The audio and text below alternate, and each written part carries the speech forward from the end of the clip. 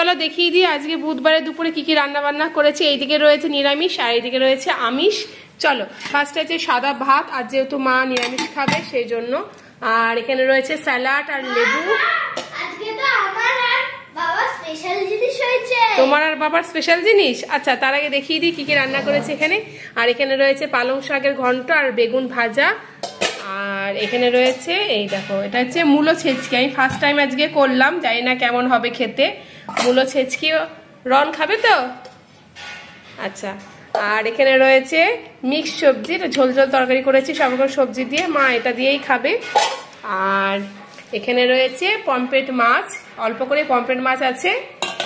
আর এই দেখো এখানে আছে হাঁসের ডিম। হাঁসের ডিমের ঝোল করেছি, গোটা গোটা পেঁয়াজও দিয়েছি। এই দেখো হাঁসের ডিমের ঝোল করেছি। চলো এই তো হয়েছে আজকের মেনু। ওকে রন, টাটা।